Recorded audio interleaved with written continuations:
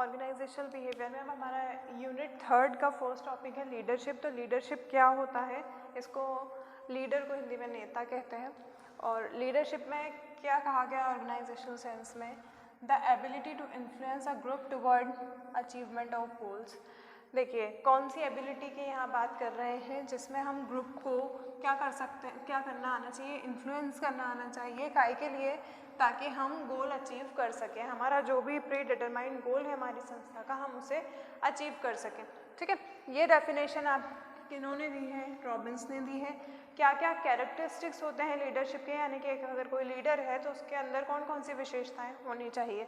तो process of influencing यानी लोगों को मनाने की, लोगों का माइंड चेंज करने की, उनको सही बात बता के समझाने की और उनसे काम करवाने की, उनके साथ काम करने की। देखिए दो चीज़ें होती हैं, एक होते हैं लीडर, एक होता है बॉस। ठीक है, लीडर जो होते हैं उनके साथ हमेशा फॉलोअर्स होते हैं, वो लीड करते हैं और खुद भी वो काम करते हैं और उसके बाद मतलब वो लोगों से भी वो काम उनके साथ में मिलके करते हैं। लेकिन बॉस का क्या होता है, बॉस ऑर्डर देने के बाद वो आप कैसे भी करें, जैसे कि सपोज़ कोई बॉस है जिन्होंने मुझे काम दे दिया, उन्होंने मुझे ऑर्डर दे दिया कि मुझे ये काम करना है, तो मुझे वो काम करना है। अब कैसे कब क्या करूँगी मैं, वो सब मेरा क्या है, प्रोरोगेटिव है, उसमें बॉस कोई अपना इन्वॉल्वमेंट ऐसे नहीं देंगे। लेकिन लीडर क्या होता है, वो आपको डायरेक्शन देते हैं, सही तरीके से बताते हैं कैसे क्या काम करना है, वो हर चीज़ में उसमें आपका क्या करते हैं, फेवर करते हैं और हेल्प करते हैं। अब ये एक आर्ट है, क्योंकि लोगों को इन्फ्लुएंस करना भी हर किसी के बस की बात नहीं होती है कि उनकी बात सभी मान जाए। ठीक है, फिर उसके बाद leader must have followers. Leader के फॉलोअर्स होते हैं और होना भी चाहिए, क्योंकि जब वो लोगों को इन्फ्लुएंस कर रहे हैं, सबको साथ लेके चल रहे हैं और सबके अच्छे वेलफेयर के लिए काम कर रहे हैं, तो उनके फॉलोअर्स तो ऑब्वियसली होंगे ही। फिर related to the situation, situation पे भी डिपेंड करता है वो किस तरीके से डील करते हैं, वो किस सिचुएशन को किस तरीके से डील करते हैं और किस तरीके से डील करने की सलाह या डायरेक्शन देते हैं अपने फॉलोअर्स को। फिर है इसमें डेवलप गुड ह्यूमन रिलेशन। जो लीडर होते हैं वो उनका प्रयास यही रहता है कि जो उनके ह्यूमन रिलेशंस होते हैं, जो वो लोगों से अपना रिलेशन रखते हैं, जो व्यवहार हो, वो काफ़ी अच्छा और हेल्दी रिलेशनशिप वो डेवलप करें। तो ये तो आपके कैरेक्टरिस्टिक्स थे। फिर नेक्स्ट आता है इसमें इम्पोर्टेंस। तो मोटिवेटिंग एम्प्लॉय, एक लीडर का क्या काम होता है, वो अपने एम्प्लॉयज़ को क्या करते हैं, अपनी संस्था में प्रोत्साहित करते हैं। देखिए सबके जो सबको मोटिवेट करने का अलग अलग तरीका होता है। कोई प्रमोशन से मोटिवेट होता है, किसी को अप्रिशिएट करा जाता है तो वो मोटिवेट होते हैं, कोई सैलरी से यानी कि पैसे से मोटिवेट होता है, कोई अपनी डेजिग्नेशन चेंज होने से मोटिवेट होते हैं। तो ये डिपेंड करता है। तो लीडर के पास क्या होता है, लोगों को इन्फ्लुएंस करने के लिए मोटिवेट भी करते हैं वो एम्प्लॉयज़ को, ताकि वो और अच्छे से मन लगा के काम कर सकें। फिर better utilisation of human resource, human resource की हम बात कर रहे हैं। आप इस ईयर पढ़ भी रहे हैं कि ह्यूमन रिसोर्स क्या होता है। रिसोर्स आपको पता है संसाधन। हमारी संस्था में हम किसी चीज़ का उत्पादन करते हैं तो हमें संसाधनों की ज़रूरत होती है, या कोई काम करते हैं तो संसाधन की ज़रूरत होती है। जैसे कि हमारे पास क्या है, मटेरियल है, मनी है, मशीन है। तो अब इन सबको जो चलाने के लिए हमें मैन पावर की ज़रूरत है, उसको मैन पावर कहते हैं,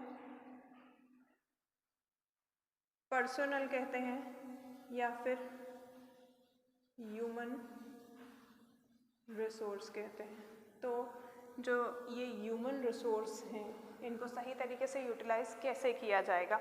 आप मनी को अच्छे से यूटिलाइज़ कर सकते हैं, मटेरियल को कर सकते हैं, मशीन को कर सकते हैं। ह्यूमन रिसोर्स को कैसे करेंगे, तो उनको मोटिवेट करके, उनके जो कॉन्फ्लिक्ट्स हैं उनको सॉल्व करके, जो वाद विवाद उनके हो रहे हैं उनको सॉल्व करके, उनको इस तरीके से प्रोत्साहित करके कि वो अपने संस्था में बहुत अच्छी तरीके से हमेशा मन लगा के काम करें। तो उसके लिए उनको क्या करना, हमको अगर इनको यूटिलाइज़ करना है तो हमें सबसे पहले जो हमारे ह्यूमन रिसोर्स हैं उनको खुश रखना बहुत ज़रूरी है। उनकी जो ज़रूरतें होती हैं, देखिए सबकी ज़िंदगी में अप्स एंड डाउन्स होते हैं, सबकी लाइफ में और फैमिली में प्रॉब्लम्स भी होती हैं। तो अगर उनके कुछ ऐसे इश्यूज़ हैं जो हमारी संस्था तक आ रहे हैं, तो हमें बहुत ज़रूरी है कि हम उसको ओवरकम करें और उनके माइंड को क्या करें, फ्री करें किसी भी तरीके से, ताकि वो मन लगा के काम कर सकें। फिर नेक्स्ट आता है इसमें क्रिएटिंग कॉन्फिडेंस।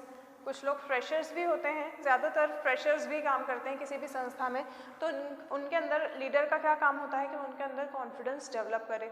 तो जब वो कॉन्फिडेंटली काम करेंगे तो उसका एक रिज़ल्ट बहुत अच्छा निकल के आएगा।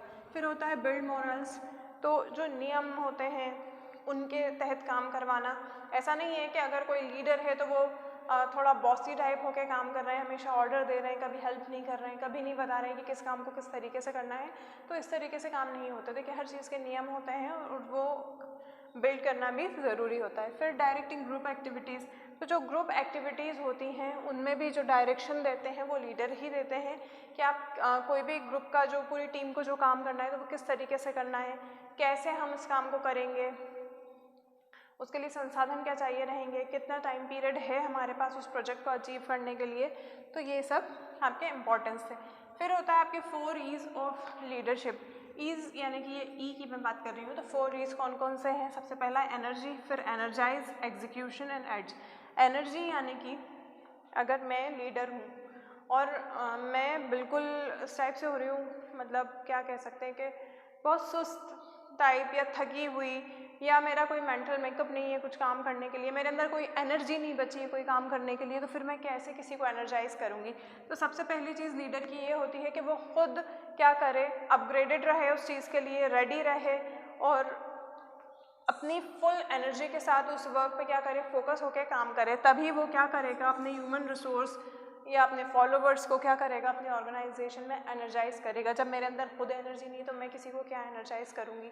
इस तरीके से क्या होता है ना, पहले हम खुद अपने आप को अपग्रेड करेंगे, अपडेट करेंगे, तब जाके हम लोगों को या हमारे फॉलोवर्स या ह्यूमन रिसोर्स या हमारी संस्था के एम्प्लॉय को क्या कर सकते हैं, एनर्जाइज कर सकते हैं।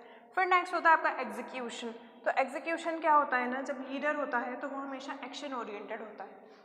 वो खुद भी काम कर रहे हैं और वो अपने जो एम्प्लॉयज़ हैं उनके भी एक्शंस को क्या करते हैं, देखते हैं, उनमें भी कुछ ना कुछ न्यू एक्टिविटीज़ जो होते हैं उनको करने की सलाह देते हैं, उनको नई नई टेक्निक्स और इजी स्मार्ट टेक्निक्स बताते हैं। वो फोकस्ड होते हैं अपने एक्सपेक्टेड रिजल्ट के लिए। उन्होंने जो रिज़ल्ट का अनुमान लगाया था कि ये रिज़ल्ट हमें प्राप्त होना चाहिए, तो वो क्या करते हैं, उस चीज़ पे फोकस्ड होकर काम करते हैं।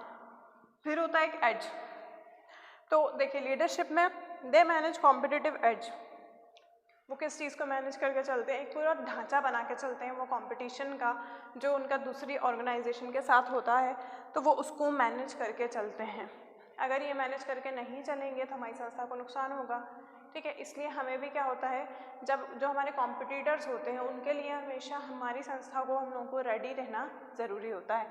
फिर इसमें नेक्स्ट आपका है qualities of a good leader. एक अच्छे लीडर की कौन कौन सी क्वालिटीज़ होती हैं या एक अच्छे लीडर में कौन कौन सी क्वालिटीज़ पाई जाती हैं? तो पहला है सेल्फ अवेयरनेस, कि वो खुद को जाने। अगर देखिए अब मुझे गुस्सा बहुत आता है और अगर मुझे उसे ओवरकम नहीं करना आता, बहुत सारे लोगों का ये कहना होता है कि स्ट्रेट फॉरवर्ड लोग अच्छे होते हैं, लेकिन क्या होता है ना, गुस्से में कई बार ऐसी बातें मुँह से निकल जाती हैं कि वो सामने वाले को पिंच कर गई हैं, तो वो क्या करते हैं, उन चीज़ों को कई बार नहीं भूल पाते। सब ह्यूमन नेचर अलग अलग होता है, यही हम ऑर्गेनाइजेशन में पढ़ रहे हैं। सभी का एटीट्यूड अलग होता है, सभी का मूड कभी होता है तो वो 1000 बात भी बर्दाश्त कर लेते हैं, कभी मूड नहीं होता, एक छोटी सी बात बुरी लग जाती है। तो क्या होता है ना, सबसे पहले खुद को जाने। सपोज़ मुझे बहुत गुस्सा आता है, तो मुझे गुस्सा आता है तो मैं क्या करूं, सब पे चिल्लाना शुरू कर दूं, सबको पलट पलट के उल्टे सीधे जवाब देना शुरू कर दूं? ये तो नहीं कर सकते ना हम, क्योंकि हम ऑर्गेनाइजेशन में, हम हमारे घर में नहीं है, और वैसे तो घर में भी ये सब चीज़ें टॉलरेट नहीं की जाती हैं। तो यहाँ सेल्फ अवेयरनेस से मतलब है कि जब आपको पता है कि आप गुस्से के तेज़ हैं, तो ये कि आप थोड़ी देर उधर से हट जाएँ, थोड़ी देर अपनी ओवरकम करने वाली जो एक्टिविटीज़ हैं उनको अपना सही तरीके से उसको यूज़ करें कि भाई गुस्सा आ रहा है, थोड़ी देर 5 मिनट अकेले रह लो, 10 मिनट अकेले रह लो, किसी से कुछ उल्टी बात मत करो। जब आपका गुस्सा शांत हो जाए फिर आप नॉर्मल हो जाए। तो ये क्या है ना, ये एक मैंने एग्जांपल दिया आपको गुस्से वाला सेल्फ अवेयरनेस में। इस तरीके से अपने अंदर बहुत सारी स्किल्स भी होती हैं। तो एक लीडर को अपनी कला पता होना चाहिए, उसके जो ऐसे पॉइंट्स हैं जिनको उसे ओवरकम करना चाहिए, जैसे कि पॉइंट्स होते हैं स्ट्रेंथ, उसे पता होना चाहिए कि उसकी ताकत क्या है। उसके बाद उसकी वीकनेस, क्या कमज़ोरी है, थ्रेट, ये चीज़ें उनको पता होनी चाहिए कि मेरी क्या स्ट्रेंथ है और मुझे उसको कब कहाँ यूज़ करना है, मेरी कमज़ोरी क्या है तो उसको मुझे नहीं बताना है सबको, लेकिन मुझे उसे ओवरकम करना है। उसके बाद मुझे किसी चीज़ का थ्रेट है, मुझे किसी चीज़ का डर है, तो उस चीज़ को भी क्या करना है, ख़त्म करने की कोशिश करना है। तो ये सेल्फ अवेयरनेस में आता है। उसके बाद होता है करेज। करेज यानी कि हम अगर खुद किसी चीज़ को लेके बहुत अपग्रेडेड रहेंगे तो ये हमारे लिए बहुत इजी होगा कि हम हमारे जितने भी फॉलोअर्स हैं उनको इजीली एनकरेज कर सकें किसी भी काम के लिए। ये गुड लीडर की क्वालिटी होती है। फिर कॉन्फिडेंस, लूज़ कॉन्फिडेंस से काम नहीं बनता है। कॉन्फिडेंस हमें रखना होता है कि हम जो काम कर रहे हैं, हाँ, हमें उसको इतने कॉन्फिडेंस से करना होता है और ये समझ के करना होता है कि एटलीस्ट ये गलत तो नहीं है। गलत अगर थोड़ा बहुत है भी तो इससे हमें इतना नुकसान नहीं होगा। तो एक कॉन्फिडेंटली जब हम काम करते हैं तो उसका जो रिज़ल्ट होता है वो काफ़ी अलग होता है। और एक जो लूज़ कॉन्फिडेंस वाला है कि जैसे खुद ही विश्वास नहीं है कि वो सही कर रहा है, गलत कर रहा है, तो वो क्या अचीव कर पाएंगे। फिर होता है इनोवेशन, यानी कि कुछ ना कुछ क्रिएटिविटी चलते रहना चाहिए, कुछ ना कुछ नया लाते रहना चाहिए। क्योंकि हम ऑर्गेनाइजेशन की बात कर रहे हैं तो अगर हम कुछ ना कुछ क्रिएटिव नहीं करेंगे, कुछ इनोवेट नहीं करेंगे तो देखिए ह्यूमन नेचर क्या होता है, वो बोर हो जाता है किसी ना कभी किसी ना किसी चीज़ से वो बोर हो जाता है। हमारी बहुत अच्छी फेवरेट चीज़ भी है तो एक टाइम ऐसा आएगा कि हम उससे बहुत बोर हो जाएंगे। तो क्या होता है उसमें, जब ऑर्गेनाइजेशन में इनोवेशन, न्यू आइडियाज़ जनरेट होंगे, क्रिएटिविटी होती रहेगी, तो ये लीडर के काम होते हैं, वो ये सब काम करते हैं और ये क्वालिटीज़ उनके अंदर होना ज़रूरी होती हैं। फिर होता है डेलीगेशन स्किल्स। उन्हें अपना काम किसी से करवाने की स्किल भी होना चाहिए कि हम दूसरों को हमारा काम किस तरीके से बांटें। क्योंकि एक्चुअल में क्या होता है ना, जब कोई किसी को काम बताता है तो बहुत सारे नेक्स्ट बंदे ऐसे होते हैं कि उन्हें बुरा लग जाता है। तो ये भी एक कला है कि काम किस तरीके से करवाया जाए। ठीक है। फिर होता है इफेक्टिव कम्युनिकेशन। वो कम्युनिकेशन इस तरीके से ना करें कि सामने वाले को ठेस पहुँचे, अच्छे तरीके से, और कोई भी एक छोटा सा भी मैसेज दें तो इस तरीके से दें कि वो सामने वाले के दिमाग को पूरा अच्छी तरीके से क्या कर दे, ब्रेन वॉश करके, और अच्छी तरीके से अपनी बात उसके दिमाग में फिट कर सके। तो ये गुड लीडर्स की क्वालिटीज़ होती हैं।